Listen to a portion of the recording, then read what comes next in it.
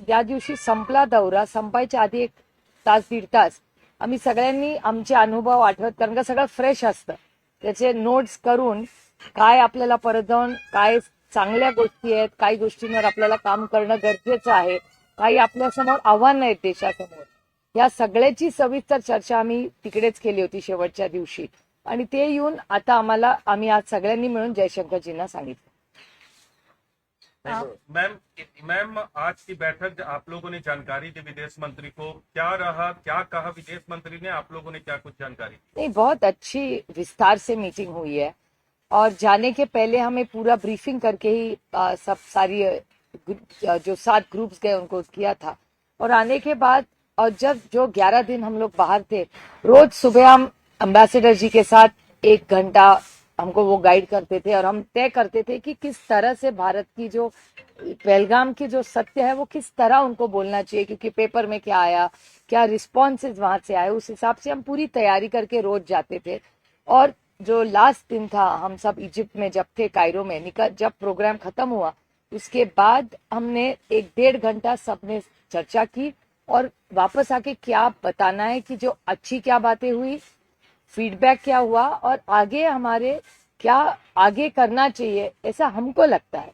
ये सारे जो सुझाव थे उसकी पूरा हमने एक डॉसियर बनाया था सबने साथ मिलके, वो हम सबने जयशंकर जी के सामने आज रखा था। एका ठिकाणी मॅम तुम्ही सगळे एकत्र एक आवाज म्हणून परदेशात गेलेले, तसंच देशात आपण बघतो तर राहुल गांधी आहेत किंवा काँग्रेस आहेत, हे नरेंद्रने कसं सरेंडर केलं याबद्दल सांगतात आणि ते हे सांगतात की ट्रम्पला सरेंडर केलंय नरेंद्र मोदी यांनी, आणि तुम्ही त्याचंच कॉन्ट्ररी जाऊन परदेशात काँग्रेसचे 2 वरिष्ठ नेते आनंद शर्माजी आणि मनीष तिवारीजी हे या डेलिगेशन मध्येच होते आणि आम्ही एकत्रच होतो 10 दिवस। त्याच्यामुळे तो काँग्रेसचा अंतर्गत प्रश्न आहे, मला असं वाटतं तो काँग्रेसला विचारला तर जास्तिक संयुक्तिक राहील। तुम्ही अनेक सगळे खासदार परदेशामध्ये होते असताना डोनाल्ड ट्रम्प यांनी ज्या पद्धतीने फायरची घोषणा केली, हे कुठेतरी योग्य होतं, अयोग्य होतं, तुमची काय भूमिका आहे? आता भूमिका घेऊन का, बाण सुटलेला आहे, त्यांना जे योग्य वाटलं ते म्हणाले, भारताने जी लाईन घ्यायची होती ती घेतली। आणि एक मी तुम्हाला सांगते, डिप्लोमॅटिक मिशन एक खासियत काय असते, मोजकच बोलायचं आणि कमी बोलायचं आणि विचार करून शांतपणे बोलायचं। त्याच्यामुळे डिप्लोमॅटिक मिशन होतं, त्याच्यामध्ये मोजकच बोलणं आणि भारताच्या हिताचंच बोलणं तिकडे जाऊन, याच्यासाठी आम्हाला पाठवलं होतं। आणि आम्ही कुठलाही पक्ष, युपीए, एनडीए, आयडिओलॉजी याच्यासाठी गेलोच नव्हतो। आम्ही जगामध्ये आतंकवाद थांबला पाहिजे आणि भारतावर जो हल्ला झाला त्याचा या सगळ्यांनी जाहीर निषेध केला होता आणि भारताच्यावर हल्ला झाला काय वास्तव आहे त्याचं हे सांगण्यासाठी आम्ही भारतीय म्हणून गेलो होतो, आम्ही कुठलाही पक्ष म्हणून गेलो नव्हतो। आमचा एक ऑल पार्टी भारतीय म्हणून आम्ही सगळे तिथे टीम म्हणून आम्ही काम करतो। तुम्ही ज्या देशात गेले किती पाठीशी उभे राहिले देश भारताबरोबर? चारी देश भारताबरोबर उभे राहिलेत आणि त्यांनी पहिल्याच दिवशी ट्विटही केलं होतं, माननीय प्रधानमंत्र्यांना फोनही केले होते सगळ्या देशांनी। ताई, तुम्ही सगळे खासदार परदेशात असताना देखील तिथेही अनेक वेगवेगळ्या स्वरूपाच्या सगळ्या संकटांना सामोरं जाऊन खासदार तिथे गेले होते, पण त्यावेळी इथे भारतामध्ये मात्र त्या शिष्टमंडळावर काही जणांकडून टीकाही झाल्याचं ऐकण्यात आलं। जसं मध्यंतरी उबाटांचे प्रवक्ते संजय राऊत म्हणाले की खासदार गाणी गात आहेत, एक जण म्हणाला की सुप्रिया श्रीनाथ यांनी एक कुठला व्हिडिओ ट्विट करून त्यावर टीका केली। तर या सगळ्याबद्दल तुम्ही काय सांगाल की असं शिष्टमंडळाबद्दल बोलणं योग्य होतं का? आणि तिकडच्या नागरिकांसमोर नाही तर भारतीयांसमोरच स्पीच दिली आहे असं त्यांचे इंडियन डायस्पोरासमोर स्पीच देत आहेत।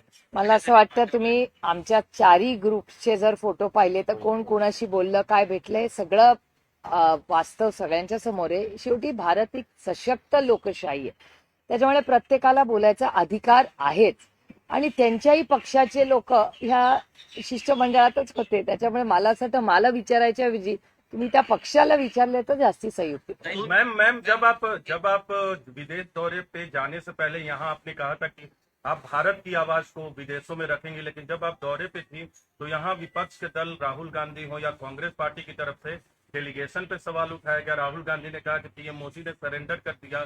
कांग्रेस के जयराम रमेश ने कहा कि डेलीगेशन को वैसा रिस्पांस नहीं मिला जैसा मिलना चाहिए था, वैसे लोगों से मुलाकात नहीं की जिनका पॉलिटिकल वैल्यू हो। कैसे देखेंगे अब आप दौरे करके आई हैं? एक सशक्त लोकतंत्र में हर एक को बोलने का अधिकार हमारे संविधान ने दिया है, एक।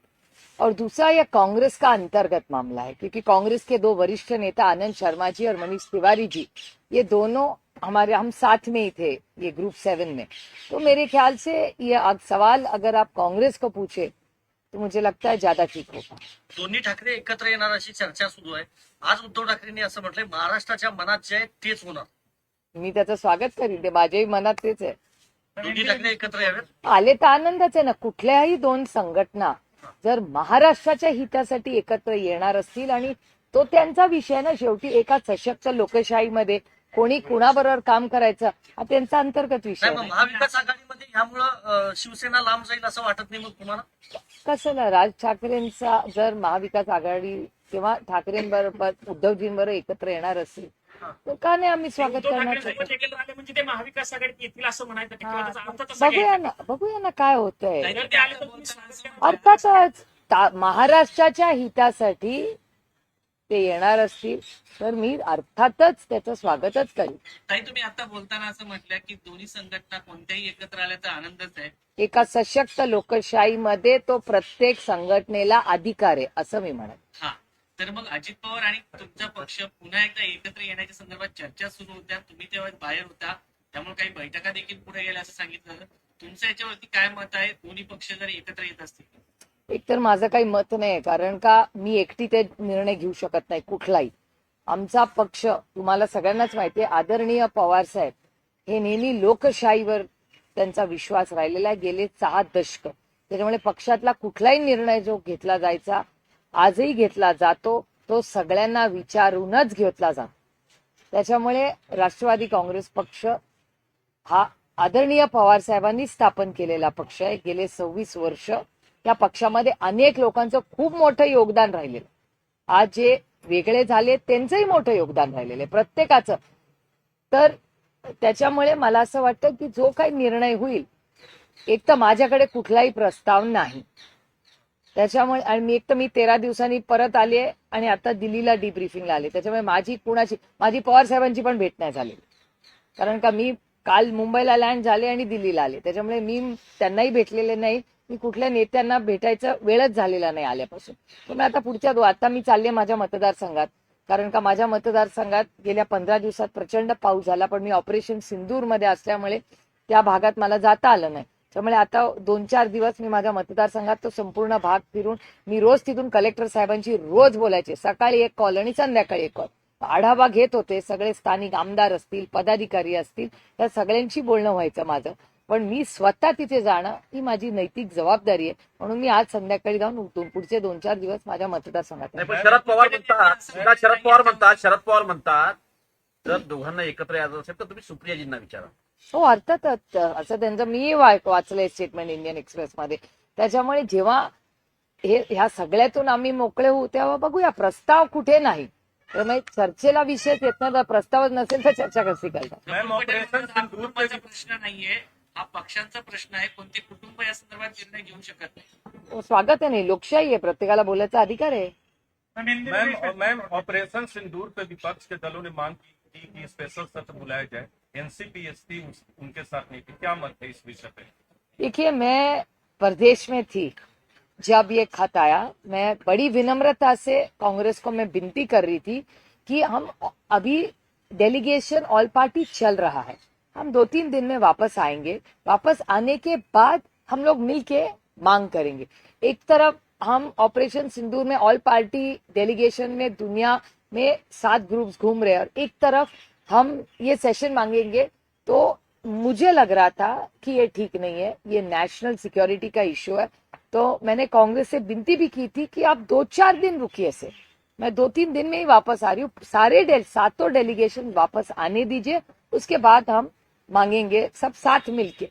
लेकिन उसके पहले ये मीटिंग हो गई, इसलिए हमने साइन नहीं किया। जब राज ठाकरे और उद्धव ठाकरे साथ आ सकते हैं और नगर पालिका को चुनाव लड़ सकते हैं, किस तरीके से देखो, एक सशक्त लोकतंत्र में किसको किसके साथ जाना है इसका अधिकार तो उनको लोकतंत्र में है ही ना, संविधान ही देता है।